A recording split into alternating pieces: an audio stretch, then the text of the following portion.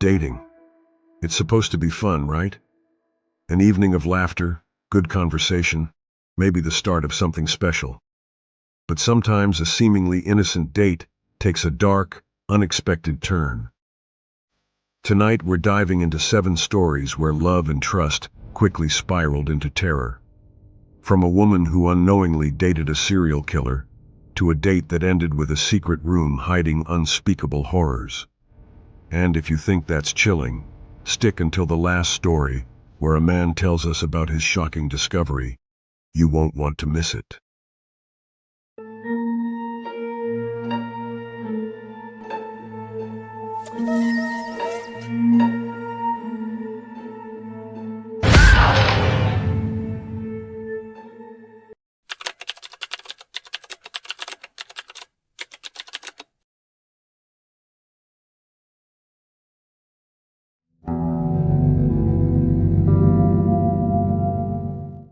What would you do if you discovered that your beloved grandmother once escaped the clutches of one of history's most notorious serial killers? This is the chilling tale of Marie, who uncovered a horrifying secret buried deep within her family's past. A secret that connects her grandmother to the infamous vampire of Dusseldorf, Peter Curtin. Is this unbelievable story just a family legend? Or could it be a dark truth that almost cost her grandmother her life? I never thought I'd be writing something like this, but after hearing what my mom told me a few days ago, I just can't keep it to myself. My name is Marie, and I live in Cologne, Germany. Until recently, my grandmother was just a sweet, gentle soul in my memories, someone who made the best apple strudel and always had a warm smile for me. She passed away years ago, and I thought I knew everything about her. But it turns out, she had a dark secret that she never shared with me. A secret that connects her to one of the most terrifying figures in German history. Peter Curtin, the vampire of Dusseldorf. It all started when my mom casually mentioned something during dinner last week. She said, "You know, your grandmother had a terrifying experience with Peter Curtin back in the day." I nearly choked on my food. "What do you mean?" I asked, not sure if she was joking. But she wasn't. She proceeded to tell me a story that Grandma had told her years ago, a story so gruesome and terrifying that I had to know more about it. After that conversation, I did what anyone would do. I went online and researched everything I could about Peter Curtin. The more I read, the more horrified I became. He was a monster, a sadistic serial killer who preyed on the people of Dusseldorf in the early 1900s. And my grandmother, my sweet, loving grandmother, had gone on a date with him. Here's the story she told my mom, in her own words, as best as I can remember it. It was the summer of 1920, and I was a young woman living in Dusseldorf. I had moved to the city for work, finding a job as a clerk in a small shop. The city was bustling, and I loved the energy of it all. One evening, after a long day, I was walking home when I bumped into a man who was charming and polite. He introduced himself as Peter Curtin. Peter was unlike any man I had met before. He was handsome, with a sharp wit and a confident manner that drew me in. We struck up a conversation, and before I knew it, he had asked me out for dinner the following evening. I was flattered and excited. He seemed like a gentleman, someone who could show me the finer things in life. The next night we went to a little restaurant in the heart of the city. Peter was the perfect companion, charming, attentive, and full of interesting stories. After dinner, he suggested we take a walk through the fair that was in town. It was a lively evening, with the lights of the fairground casting a magical glow over everything. We rode the Ferris wheel, played some games, and even won a small stuffed bear that he gave to me as a gift. As the night went on, Peter suggested we take a walk through the nearby park. I didn't think twice about it. He seemed so kind, so trustworthy. We wandered through the quiet paths, talking about life and our dreams for the future. Suddenly, without warning, he grabbed me by the throat and began to strangle me. I was in shock, unable to process what was happening. His hands were like iron, squeezing the life out of me. I gasped for air, my vision blurring as I struggled against his grip.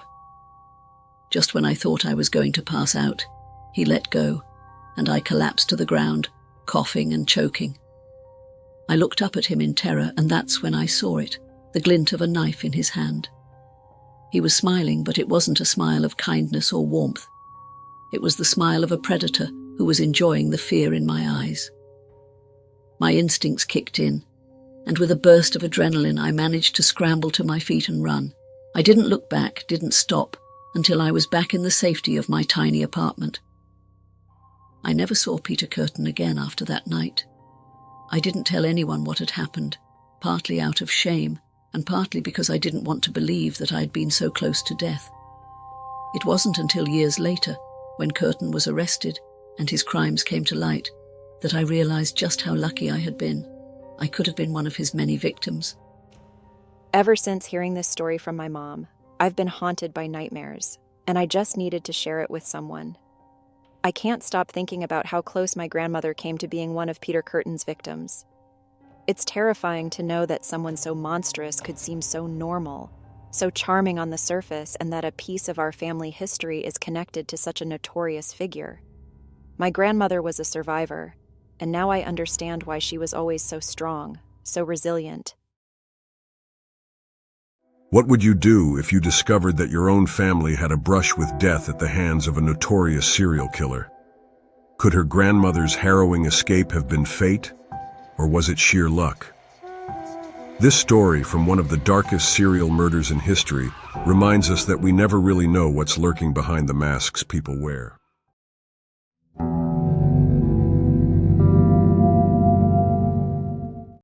Amanda's life had been a storm of broken promises and shattered dreams, a young girl cast aside by the very people meant to protect her. But what happens when a desperate search for belonging takes a dangerous turn? My childhood wasn't the easiest.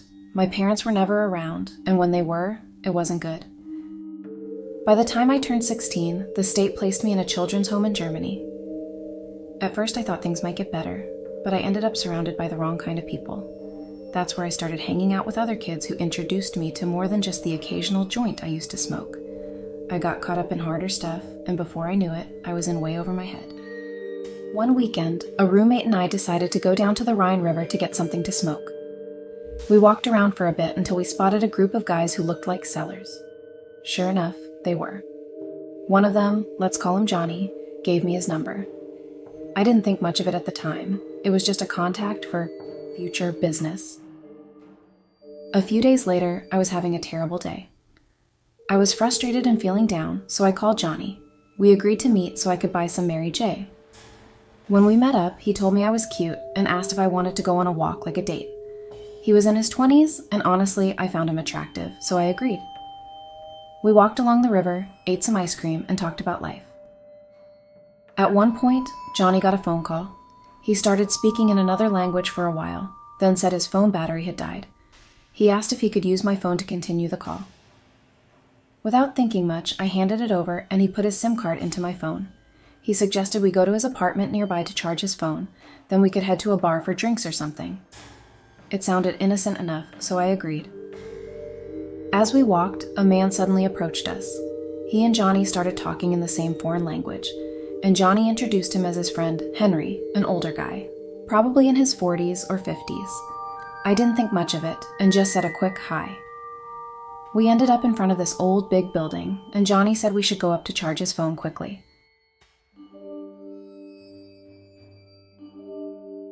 Once inside, it was clear this was a one-room apartment for a single guy. Johnny got another call and started yelling, still in the same foreign language. Then, out of nowhere, he said, "I'm going to grab some beer. You want also?" Before I could answer, he was out the door, leaving me alone with Henry. The silence was awkward and weird. Henry asked if I wanted to smoke a joint. I said yes, just to pass the time, but deep down, something didn't feel right. Johnny had been gone for a while now, and I started to get anxious. I asked Henry where Johnny was, and he casually said he'd be back soon. He tried to make small talk and offered me drinks, which I declined. That's when I realized something wasn't right. Johnny had my phone, and I couldn't just leave without it. I asked Henry to call him, and after they spoke briefly, Henry said Johnny had to leave for a family emergency in another city. I was shocked. But what about my phone? I asked, starting to panic. Henry got awkward again and started suggesting that I stay with him until Johnny came back. He even said I could be his wife. That's when I knew something was seriously wrong. I demanded my phone back and tried to leave, but Henry went to the door and locked it. "You're not going anywhere," he said with a grin that made my skin crawl. I screamed for help, but he just laughed. "The building is empty. No one will hear you." I ran to the window, but it was shut tight, with nothing but a wall outside. I felt trapped. I knew I had to stay calm and figure out how to get out of this alive. Henry wasn't physically threatening me, but his behavior was so off. He pulled out some oversized hip-hop shirts and told me to change into them in front of him. I did as he said, trying to play along and not make him angry. I had to make him trust me. Things got weirder when he opened his couch and pulled out a stash of drugs. Bags of white powder, pills, weed, and even knives and guns. He told me to take some pills, and before I knew it, I was in a drugged haze. I lost track of time. The days blurred together, and all I remember is him trying to SA me, but I fought back. He gave up for some reason, but I was still stuck there. At one point, I cut my arms with a razor in the bathroom, hoping he'd take me to a hospital, but he didn't. "It's nothing serious. You will survive it. Take this," he said, and gave me some other colorful pills. I was trapped, and all I could do was wait for a chance to escape. Then, one day, Henry said he needed to run some errands and that I should come with him. He gave me more pills, and everything felt like a dream. Trees moving, colors shifting. It felt like afternoon, but since I haven't slept 1 minute since I was held hostage, I didn't know for sure. After a while, we ended up by the river again, and he told me to watch his bike while he went into a store to get a beer. That's when it hit me. This is my chance. I was scared, but I knew I had to act fast. I jumped on his bike and pedaled as hard as I could toward the central station. I knew there was a police station nearby. I banged on the door until a police officer answered.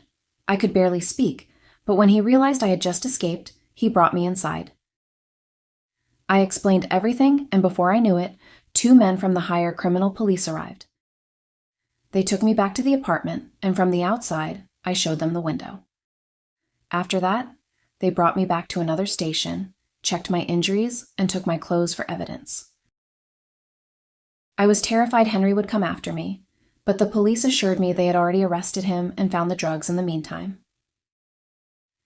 When they brought me back to the children's home, the social worker freaked out. "Amanda, you've been gone for 1 week." She yelled, but then she saw the officers and stopped. They explained everything, and the reality of it all finally hit me. I have been drugged and held hostage for 1 week. Later I found out that he was a wanted drug dealer, and he got 5 years in prison for false imprisonment and his other crimes. Amanda's story is one of survival against unthinkable odds, but the scars left behind are deeper than the cuts on her arms. But one question remains. When the friendly face hides dark intentions, how can we truly know who to trust?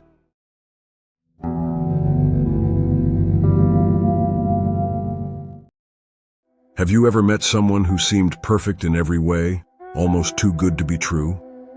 Joanna met this kind of person, who says all the right things, makes her feel like she is the only one in the room, and for a moment, she started believing in fate. So, I don't usually write stuff like this, but I have no idea how to process what just happened. I'm still shaken up. It feels like some kind of fever dream. I matched with this guy on a dating app about a week ago. His name was David.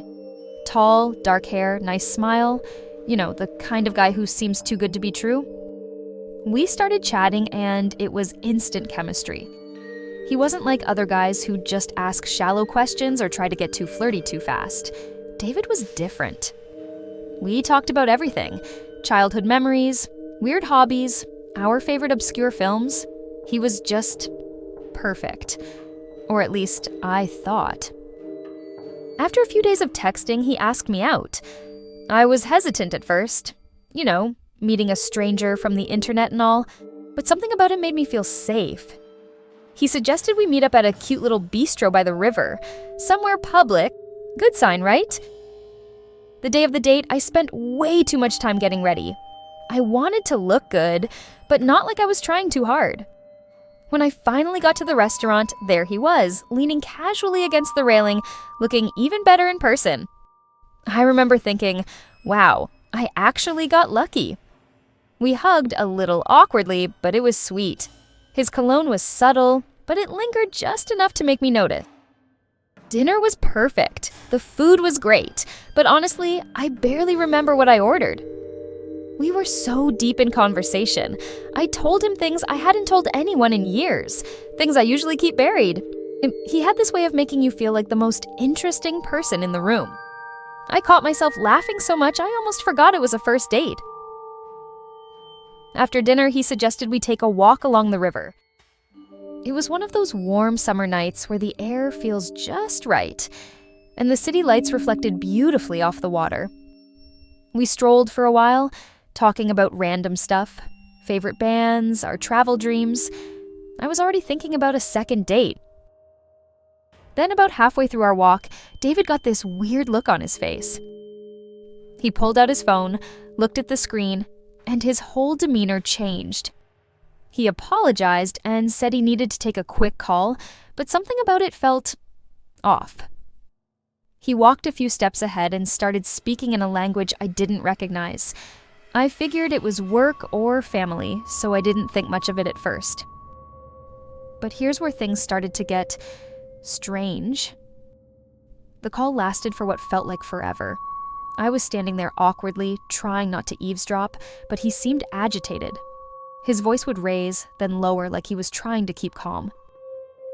When he finally hung up, he smiled at me like nothing had happened and asked if I wanted to grab a drink at a nearby bar. I agreed.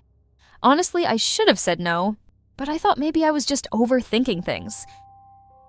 The bar was a few blocks away, so we kept walking. The conversation picked up again, but it felt forced, like he was distracted. I asked if everything was okay, and he just brushed it off, saying it was a family thing. When we got to the bar, it was one of those dimly lit places with old leather booths and a cozy vibe. We sat down, ordered drinks, and for a moment, things felt normal again. He even made a joke about how much I talk with my hands when I get excited. We laughed, the tension eased, then out of nowhere, his phone buzzed again. This time, he didn't even apologize. He just looked at me, said, "I'll be right back," and left the table. I watched him step outside, phone pressed to his ear, pacing back and forth in front of the window. The same weird tension from before came rushing back. He looked agitated again, like he was arguing with someone. Minutes passed. I sipped my drink, trying to play it cool, but something in my gut told me that something was seriously wrong. I watched the door, waiting for him to come back. But he didn't. After about 15 minutes, I started to get worried. I texted him, "Everything okay?" No response. I called. Straight to voicemail. My heart was racing at this point. I didn't know what to do. I thought maybe he'd stepped out to take the call privately, but he wasn't anywhere in sight.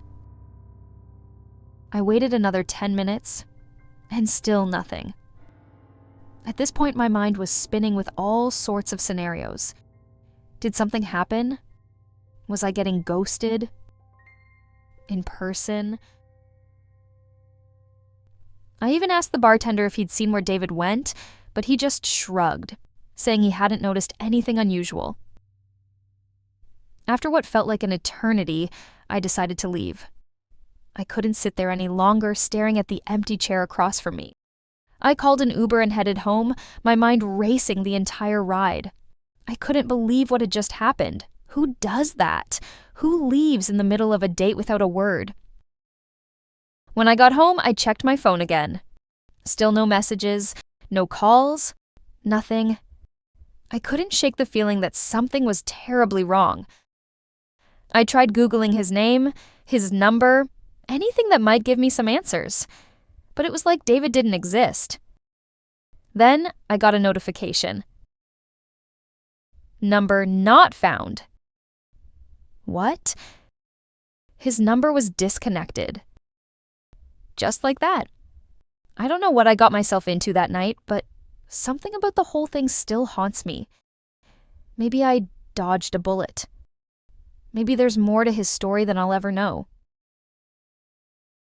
Was it a simple case of cold feet, or something far more chilling? What would you do when the perfect date disappears without a trace, leaving you with more questions than answers? Can you ever really trust that they were who they claimed to be?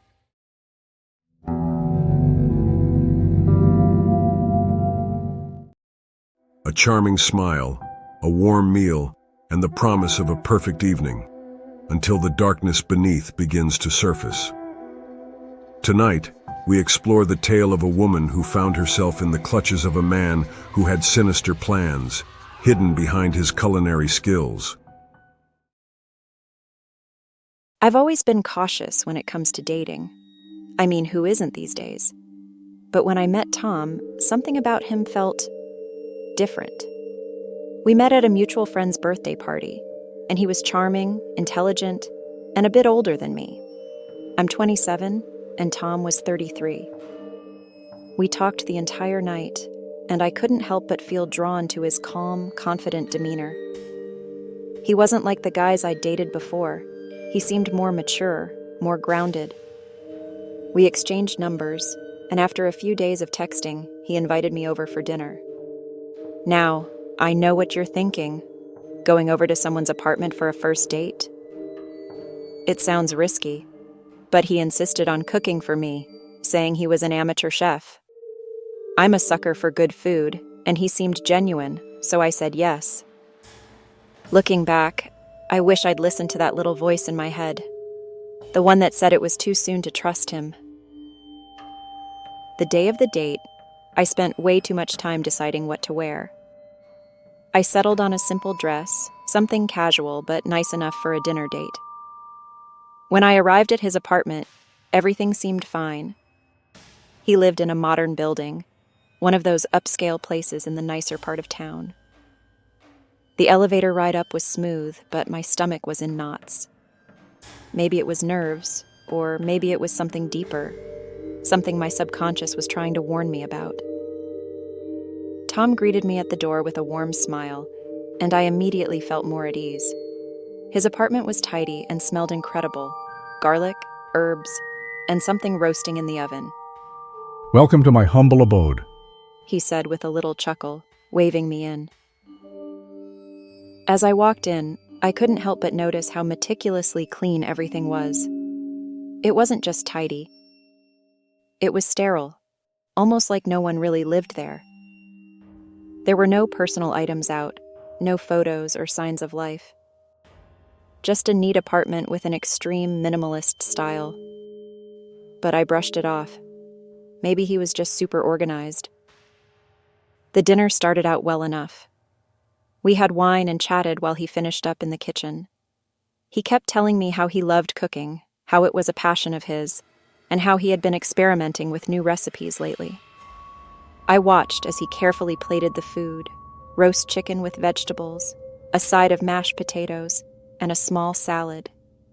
Everything looked delicious, and he was so precise with how he placed everything on the plate, almost like he was presenting it to a food critic. We sat down at the table, and I took my first bite. The food was incredible, flavors bursting in my mouth. "Wow, Tom, this is amazing," I said between bites. He smiled, but it wasn't a normal smile. It was tight, like he was waiting for something. His eyes were locked on me, and for a split second, I felt uneasy. I continued eating, trying to ignore the weird feeling creeping up my spine. But then, I noticed something strange.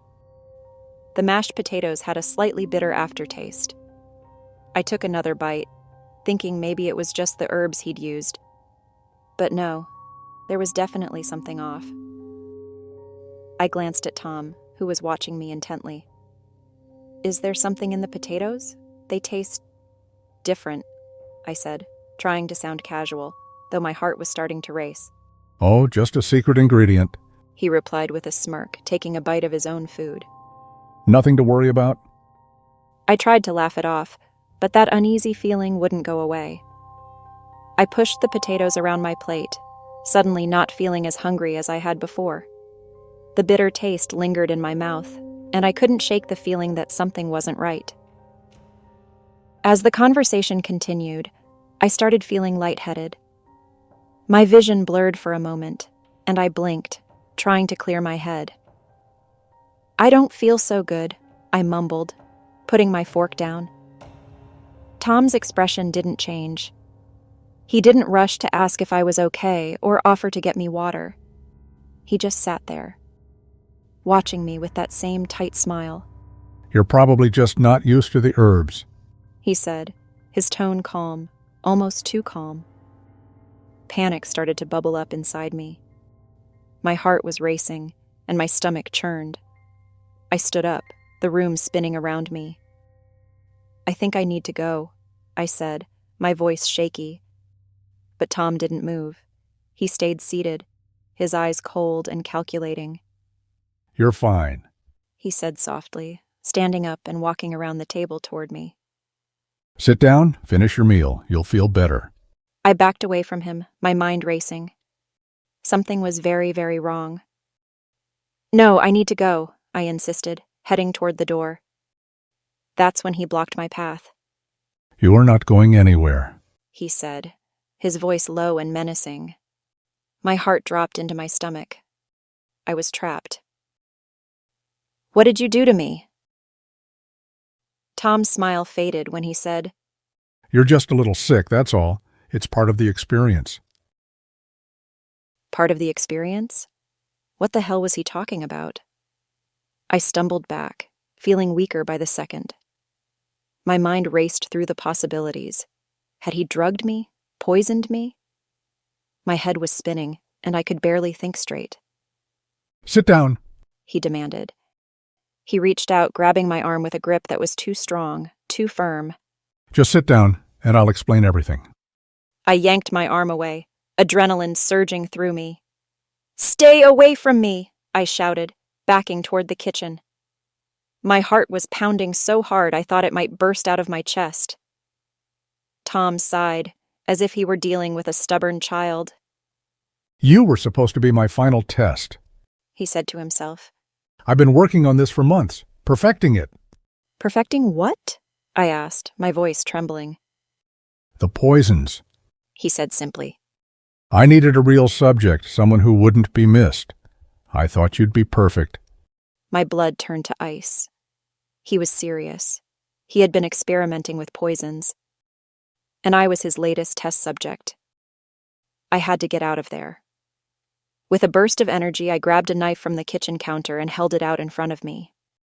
Stay back, I warned, my voice shaking. Tom just laughed.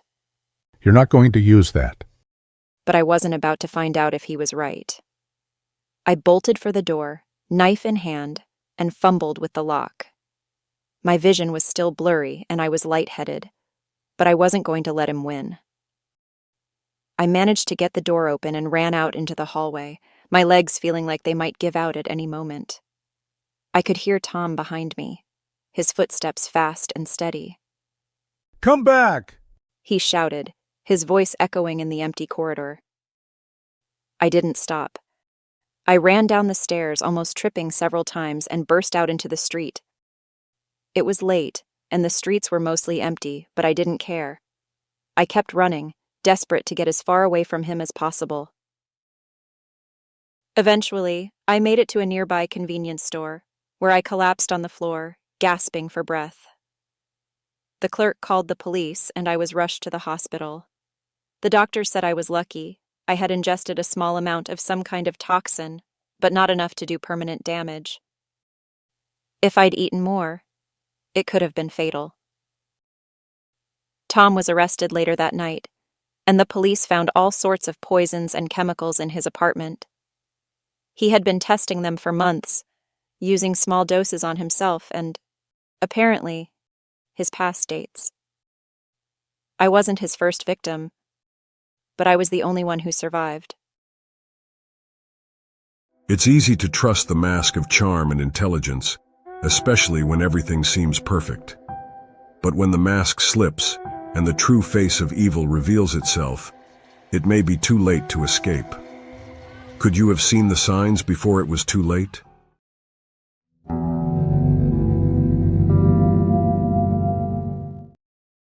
We have all felt it, that gut feeling that something just isn't right.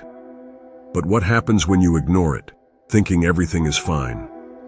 In this story, a woman's decision to ghost someone leads to a terrifying ordeal she never saw coming. I never thought I'd be the type of girl to ghost someone. I always considered myself polite, maybe even too nice when it came to dating. But sometimes something just feels off, you know? You get that sinking feeling in your gut that tells you to run. And even though nothing bad has happened yet, every instinct is screaming at you to leave. That's what happened with me and Mike. It started like every other date from a dating app. Awkward introductions, forced small talk over drinks. But surprisingly, it turned into one of the best first dates I'd ever had. He was sweet, funny, and not in that over-the-top way where you know someone's trying too hard. We even shared the same taste in music, which was rare. I thought, maybe I've found someone decent. We met at this cute little cafe near my apartment. He showed up early, which impressed me. Most guys from dating apps that I met flake or show up late, making some lame excuse. But not Mike. He seemed genuinely excited to meet me. He was tall, athletic, and had this warm smile that instantly put me at ease. The conversation flowed easily, and for a moment, I wondered if I had finally met someone special. The night ended perfectly with him walking me home, but not trying anything inappropriate. Just a hug and a promise to see me again. I was already looking forward to the second date when he texted me the next morning. He suggested we skip the typical dinner and offered to cook for me at his apartment. I hesitated. My mom always drilled into me not to go to a guy's place this early. But Mike seemed different, harmless even. I ignored the little nagging voice in my head and agreed. The night started off great. He had candles lit, soft music playing, and he made this incredible pasta dish. It was romantic. But as we sat down to eat, I felt that creeping sensation in my stomach again. Something was off, but I couldn't put my finger on it. I tried to shake it off, telling myself I was just overthinking things. He talked about his job, his family, his hobbies. But it was when he started talking about relationships that the mood shifted. Mike casually mentioned that he'd been hurt before. Really hurt. And that he wasn't the kind of guy to let people walk away from him easily. The way he said it made the hair on the back of my neck stand up. I forced a smile and pushed my food around on my plate, suddenly losing my appetite. After dinner, he suggested we go to a nearby bar for drinks. It sounded harmless enough, so I agreed. We arrived at the bar and I excused myself to the restroom. That's when I made my decision. I was going to ghost him. I didn't want to deal with the confrontation of telling him I wasn't interested. I'd just fade out of his life, like so many others have done to me. It seemed easier. The next morning, I blocked his number and deleted the app. It felt wrong but necessary. But then, 2 days later, the messages started coming in, from unknown numbers. At first, I assumed they were spam, but the messages got more personal. I know where you work. You look so pretty in that blue dress today. My heart dropped. I hadn't told Mike where I worked. And the blue dress, I had worn that to work today. The text escalated. Pictures of me walking to my car, a note left on my windshield. You cannot ignore me forever. My heart raced every time I checked my phone. And then, one day, while I was sitting at my desk, I got a message that made my blood run cold. It was a picture of my apartment building, along with the message, "See you soon." I called the police, but they brushed it off. It's probably just a prank, they said. Block the number and report it. But I knew it was Mike. I just didn't have proof. The idea of seeing him again terrified me, but I couldn't let him know that. I blocked the number again, hoping that would be the end of it. It wasn't. A few nights later, I came home to find him standing outside my building. My heart dropped into my stomach, but I tried to play it cool. "What are you doing here?" I asked, my voice shaking. He smiled, but it seemed twisted, sinister. You never responded to my texts. I just wanted to check on you, he said while stepping closer. I could feel the panic rising in my chest. "I'm fine," I said quickly. I've been busy." Busy? Too busy to respond? Too busy to talk to me? His smile was fading. I backed away, fumbling for my keys. "I have to go," I mumbled. But he grabbed my arm with a very tight grip. You're not going anywhere. Not until we talk. I yanked my arm free and bolted for the door, slamming it behind me. My heart pounded in my ears as I rushed up the stairs, too scared to wait for the elevator. I locked myself in my apartment, shaking, and called the police again. This time, they took me seriously. They told me to stay inside, that they'd send someone over to check things out. But Mike didn't leave me alone. He started showing up everywhere. Outside my office, at the grocery store, even at the gym. It was like he knew my every move. I stopped going out. I stopped living my life. I felt like a prisoner in my own home, terrified that any moment he'd be there. One night, I woke up to a sound outside I crept to the window, peeking through the blinds. My blood ran cold when I saw him standing there, staring up at me. He wasn't trying to hide anymore. He wanted me to know he was watching. He stood there, silently, just staring at my window. I hid behind the curtains, hoping that he didn't see me. After what felt like an hour, I dared to look out of the window and he was gone. The next morning, I found a note slipped under my door. You can't run from me. We're meant to be together. I felt trapped. I knew he wouldn't stop. Not until he got what he wanted. But what did he want exactly? That night, he made his move. I was sitting in my living room trying to distract myself with a movie when I heard a knock at the door. My stomach turned. I didn't have to look. I knew it was him. But this time, he didn't wait for me to answer. The door burst open, and there he was, standing in my doorway, his eyes wild. You thought you could ignore me. You thought you could just walk away. He asked, stepping inside. I backed away, my heart pounding. "Get out!" I screamed, but he just laughed. We are meant to be together. You just don't see it yet. He lunged at me, grabbing my phone from my hand. You're not leaving until you love me. His grip was tightening around my wrist. I struggled, trying to pull away, but he was too strong. "Let go of me," I cried, panic setting in. His eyes darkened. You will never leave me. I fought with everything I had, kicking and screaming, but it was no use. He dragged me across the room, pinning me against the wall. Stop fighting. I know you want this. I don't know how I found the strength, but in that moment, I managed to push him off me. I grabbed my keys from the table and ran, not stopping until I was outside, screaming for help. By the time the police arrived, he was gone, but the damage was done. I'm still haunted by that night, by the memory of his hands around my wrist, his voice in my ear. I don't know where he is now. I don't know if he's still watching.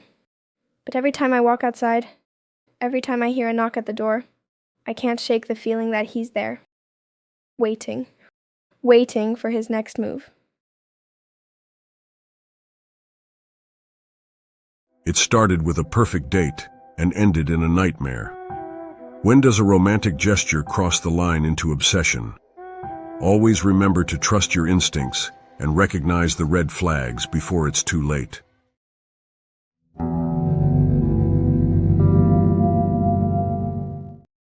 The next story will take a woman called Angelina deep into the heart of darkness, into a secret room of a secluded mansion. What sinister secrets will she find there? It's taken me a while to write this down. Even now, I don't think I've fully processed what happened that night.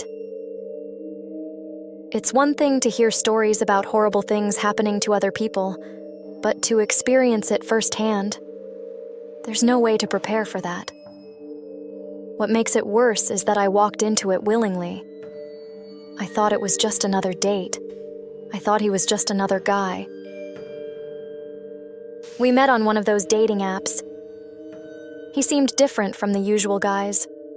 Older, more mature, and with this calm, self-assured vibe. He didn't play games, wasn't into small talk, and within a week, we were texting almost every day. He knew how to keep me engaged. Always just mysterious enough to leave me wanting more, but open enough to make me feel like he was genuine. I told myself it was a good thing that he wasn't like the other guys who messaged me. There was something about his confidence that drew me in. It wasn't long before he suggested meeting in person. He didn't propose a casual coffee or drinks at a bar like most guys would. Instead, he offered to cook dinner for me at his house. I'm a bit of a chef in my spare time, he said, with a playful, smiley emoji attached. Normally, I wouldn't have agreed to something like that for a first date. It felt risky, meeting someone I'd never actually seen in person at their home, especially one that was, as he put it, a little off the grid. But he'd been so respectful, never pushy. Something about him just felt safe. I should have listened to that small voice inside my head, the one that told me there was something off about the whole situation. But I pushed it aside. When he sent me the address, I didn't think twice. The drive to his place was very long. He told me ahead of time that he lived in a secluded part of town, but I didn't realize just how isolated it was until I was already on the road. After leaving the main highway, I found myself driving down a narrow, winding road surrounded by thick woods. The trees seemed to close in on me the farther I drove. There were no other houses, no streetlights, and barely any signs of civilization. Just me, the road, and the forest. My GPS kept losing signal, and for a moment I thought about turning around. But I didn't want to be rude and back out at the last minute. Finally, after what felt like an eternity, I saw it. His house. And it was stunning. A huge modern structure with sleek glass walls and clean, minimalist design nestled deep within the woods. It looked out of place, like something straight out of an architectural magazine. As I pulled up, he came out to greet me. He was even more attractive in person. Tall, lean, with sharp features and intense eyes that seemed to look right through me. He was dressed casually, in a dark sweater and jeans, and carried himself with an effortless confidence. You found it, he said with a chuckle, walking up to my car. His voice was friendly and soothing, and he gestured for me to follow him inside. I know it's a bit out of the way, but I like my privacy. Inside, the house was just as impressive. High ceilings, modern furniture, floor-to-ceiling windows overlooking the dense forest. Everything was pristine, almost too perfect. It didn't feel lived in. There were no personal touches, no photographs, no art that felt meaningful. It was beautiful but cold, detached. I hope you like steak, he said, flashing that same charming smile. I nodded, even though my nerves were starting to creep up on me. Dinner was strange.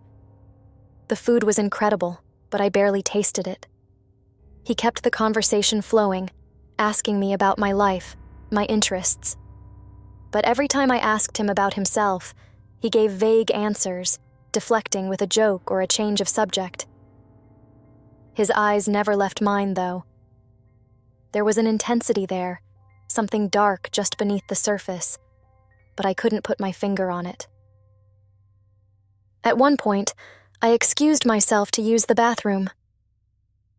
That's when I noticed that door at the end of the hallway. It was all the way in the end, half hidden behind a large painting. It wasn't like the other doors in the house. This one was heavy, almost industrial, with no visible handle. It looked out of place in such a luxurious home. Curiosity got the better of me. I shouldn't have, but I went there and pressed my ear against it, just for a second. Nothing.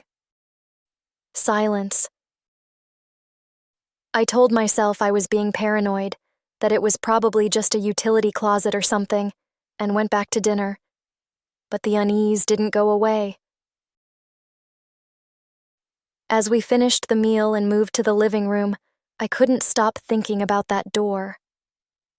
I made small talk, trying to ignore the growing knot in my stomach, but he must have sensed something. His mood shifted, subtly at first. The light banter was gone, replaced by something darker. His smile wasn't so friendly anymore. He was watching me closely, like he was waiting for something. Then, out of nowhere, he suggested we go downstairs. There is something I want to show you. Something special. I hesitated. My mind flashed back to that heavy door, but I didn't want to seem rude, and I didn't want him to think I was scared. So, I followed him. He walked slowly in front of me, and I could hear the sound of my own heartbeat thudding in my ears. I wanted to turn around and run, but my feet felt glued to the floor.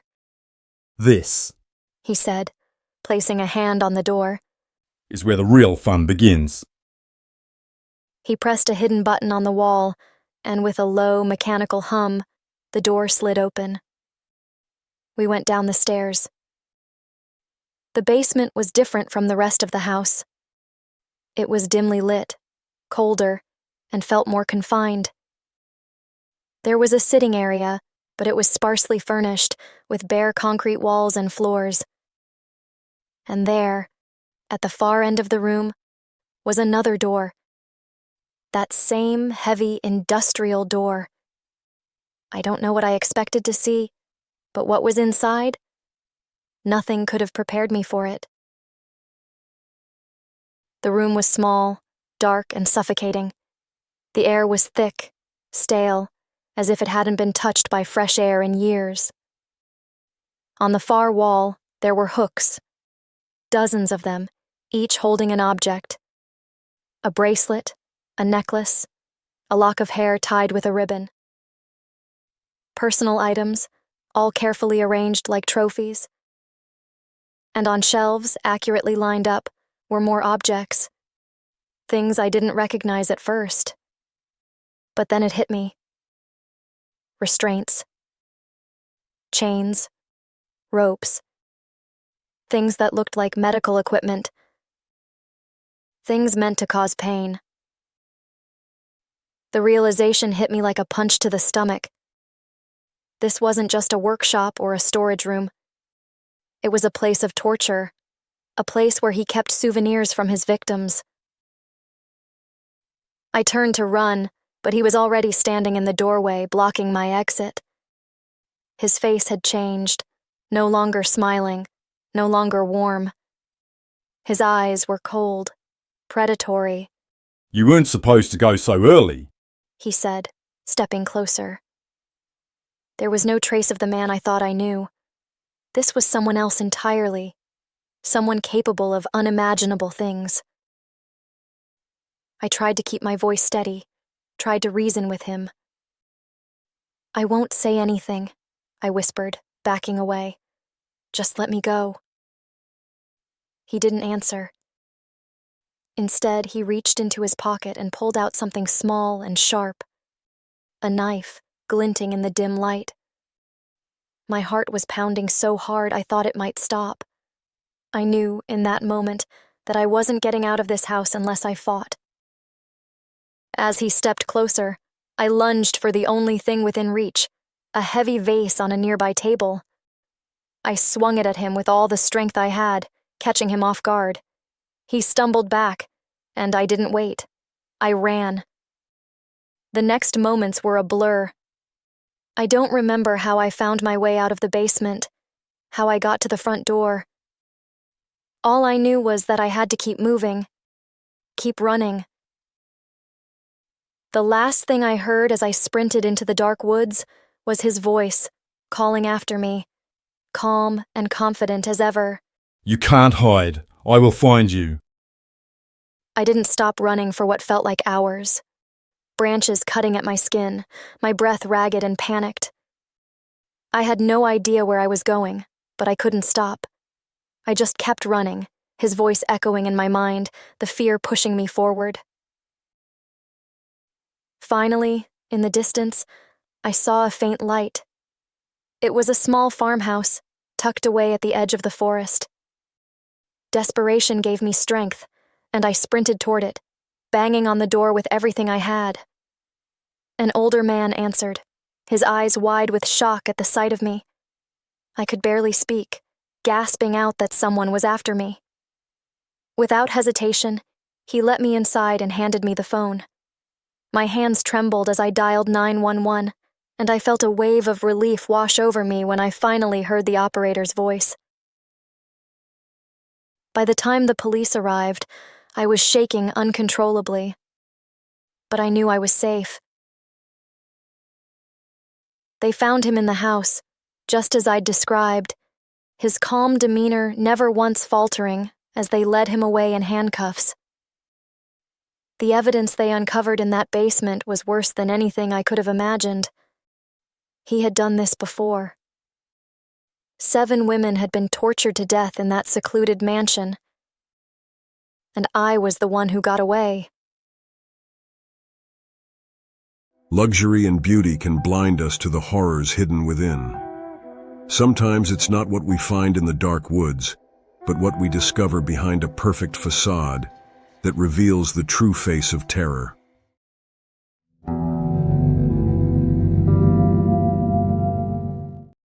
Dating in the modern world comes with risks. Some are obvious, while others are hidden just beneath the surface. The upcoming story will make you question not only who you meet online, but who they really are behind the mask they wear. So, I've been holding this in for a while, and I really need to get it off my chest. I haven't told anyone in real life, and I probably never will, but I feel like sharing this anonymously might help me process what happened. A week ago, I decided to give dating another shot. I hadn't been out in a while, life had gotten busy, and honestly, I have been feeling a bit lonely. I figured downloading some dating apps wouldn't hurt. It felt good to chat with new people, even if I wasn't looking for anything too serious. Then I matched with her. Let's call her Ava. She was 2 years older than me, which I actually liked. Mature, confident, beautiful. From the moment we started messaging, the conversation flowed easily. She had this seductive charm that drew me in. Nothing too forward, but just enough to keep me hooked. After a few days of talking, we decided to meet up for drinks at a local bar. When I saw her in person, she was even more attractive. She was dressed perfectly for the occasion, with this subtle but intense way of looking at me that made me feel like I was the only person in the room. It felt like we clicked immediately, and after a couple of drinks, she suggested we go back to her apartment to keep the night going. Now, I don't usually go back to someone's place on the first date, but I hadn't been on a date in so long, and she was so seductive, so confident, it felt like a no-brainer. So, I agreed. We got to her apartment, and it was exactly what you'd expect from someone like her. Luxurious, but cozy. She made us both another drink, and we continued talking, laughing, flirting. But after I finished my drink, I started to feel weird. At first, it was subtle, like I was just a bit too tipsy, but then it got worse. My head started spinning, and my body felt heavy, like I was sinking into the couch. The conversation started to blur, her voice sounding distant, and the next thing I remember was waking up in complete darkness. When I opened my eyes, I was naked, and worse, I was tied up. My wrists and ankles were bound, and I was lying in her bedroom. Panic shot through me, but my head was still fuzzy from whatever she'd given me. I couldn't scream, couldn't even think straight. I struggled against the ropes, my mind racing, trying to figure out how I ended up in this nightmare. That's when I heard footsteps. Ava, or at least the woman I thought was Ava, came into view, standing over me. She looked at me for a long moment before speaking. I have something to tell you. I'm not exactly who you think I am. At first, I didn't understand. I thought she was about to confess to being some sort of criminal or something. But her next words hit me like a punch to the gut. I was born as a man. She said, and I felt my entire world flip upside down. I was in shock. I didn't know what to think. This wasn't some casual revelation. It was something that terrified me in that moment.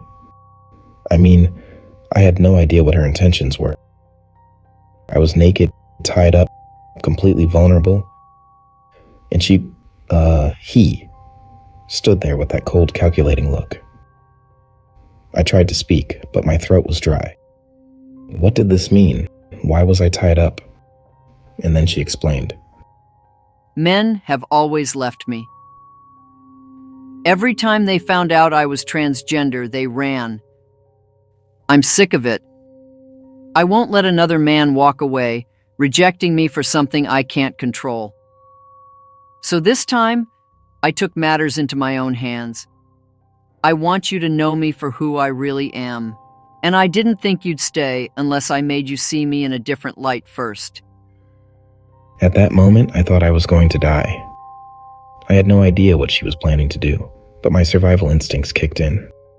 I knew I had to play along. If I freaked out, if I tried to fight, I didn't know what she was capable of, so I forced myself to calm down. I looked her in the eye, and as convincingly as I could, said, I'm okay with it, honestly. I've always been kind of bisexual, I don't mind. She didn't believe me at first. She stood there staring at me, like she was trying to figure out if I was telling the truth. My heart was pounding in my chest, and I could feel the sweat dripping down my back, but I kept my voice steady. I'm serious, I said. I'm not like the others. We can make this work. We talked for what felt like hours, her asking me questions, me answering, trying to sound calm and collected even though my mind was screaming. She still didn't trust me completely, but she started to untie me, one rope at a time. The second I was free, I knew I had to make my move. She was smaller than me, frail even, but I wasn't about to take any chances. The moment she loosened the last rope, I lunged. I didn't hit her hard, just enough to knock her off balance. She stumbled and I ran. I didn't look back, didn't care about grabbing my clothes. I just ran out of the apartment as fast as I could. I ran down the street, jumped into the first taxi I saw, and told the driver to get me the hell out of there. I must have looked like a madman being completely freaked out and naked. He refused first, but I was able to convince him that it's an emergency and he drove me home. I blocked her number the second I got home, deleted all my dating apps, and swore I'd never put myself in that kind of situation again. To this day, I haven't heard from her. She doesn't know where I live, and I thank God for that. I never reported it. I was too embarrassed. I didn't want to explain to anyone what happened. Didn't want to relive the humiliation. But I needed to share it here, just to get it off my chest. Maybe someone else has been in a similar situation, I don't know. And if you've seen your neighbor running around naked last week, it was me. Now you know why. Keep in mind that not all transgender individuals are criminals. Everyone deserves respect and understanding. But in a world of hidden identities, it's always wise to remain cautious, because you never truly know who's hiding behind the face they choose to show. So, what have we learned from tonight's stories? Maybe next time, don't trust a date who insists on cooking for you. Or at least, double-check what's in the food. Trust your instincts. If something feels off, it probably is. But hey, maybe it's just me. Dating can be a minefield, but would you rather take the risk or miss out on something special? Which of these stories gave you the chills? Have you had a terrifying dating experience of your own? Drop a comment below, and don't forget to hit subscribe and that bell so you don't miss our next deep dive into near-death experiences. Until then, remember, not every smiling face has good intentions.